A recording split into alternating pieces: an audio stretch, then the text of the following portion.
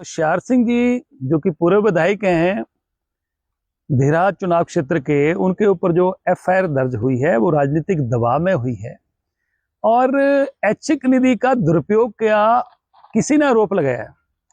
मैं ये कहना चाहता हूं कि होशियार सिंह को देहरा नहीं पूरा हिमाचल प्रदेश जानता है कि 2 बार वो इंडिपेंडेंट विधायक जीते और जिस व्यक्ति ने अपनी जेब से करोड़ों रुपए लोगों की सेवा में लगाया है वो 10, 20, 50 हजार या 1 लाख रुपए की पैसे देके को वापसी की बात करेगा।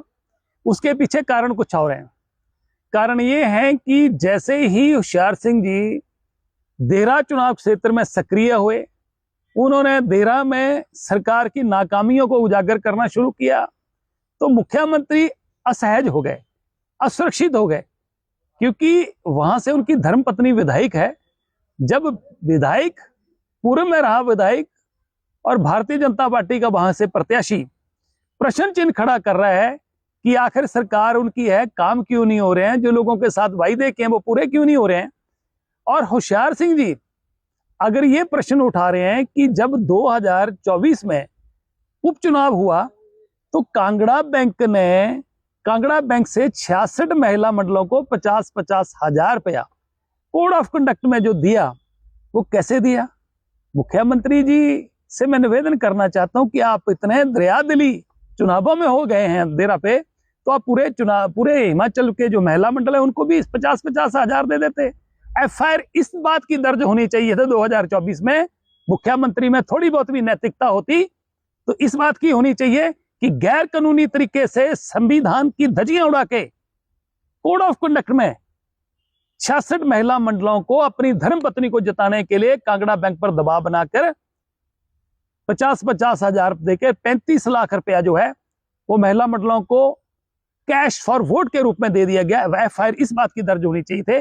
जब इस मामले को उठाया जा रहा है, वहां से सरकार की नाकामियों को उजागर किया जा रहा है, तो एफआईआर किसी व्यक्ति के माध्यम से परिवार में लड़ाई किसकी नहीं होती है, तो उसकी सफाई जो है होशियार सिंह जी ने दी है कि उनका पारिवारिक विवाद है और इसका जो फायदा है वो सरकार उठा रही है और मुख्यमंत्री उठा रहे हैं।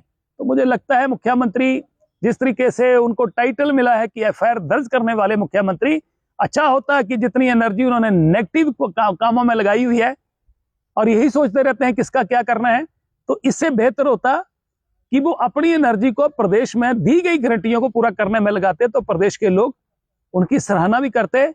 और उदाहरण जो है उन्होंने देख ही लिया, हमीरपुर में 19 में से 1 सीट जीती है। कहते हैं ना, शायर ने कहा कि बड़े बेआबरू होके निकले तेरे कूचे से। और ये जो एफआईआर दर्ज करने वाले सिलसिले चले हैं, हमारा यहाँ से एक कार्यकर्ता जिसने मेडिकल कॉलेज में कुछ नाकामियां निकाली, उसके ऊपर एफआईआर दर्ज कर दी गई। उसको सारा दिन जो है पुलिस स्टेशन में जो है वो बैठाया गया, परेशान किया गया।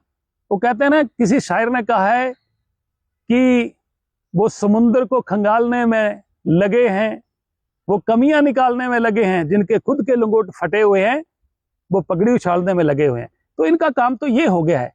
क्या आप में है एक नया इतिहास रचने का हुनर? क्या आप हैं हिमाचल के अगले कलाम? विद्यापीठ लेकर आया है हिमाचल प्रदेश का सबसे बड़ा talent Hunt exam, Kalam of Himachal 2026।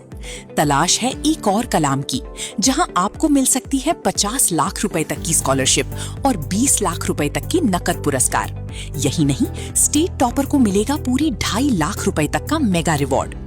अगर आप कक्षा 6वीं से 10वीं में हैं या फिर 11वीं और 12वीं साइंस स्ट्रीम के छात्र हैं, तो ये मंच सिर्फ आपके लिए है। देर किस बात की, इस सुनहरे मौके को हाथ से न जाने दें। रजिस्ट्रेशन के लिए अभी अपने व्हाट्सएप से KOH लिखकर भेजें 7807707100 पर या विजिट करें हमारी वेबसाइट पर। स्क्रीन पर दिए गए QR कोड को स्कैन करें और आज ही रजिस्टर करें।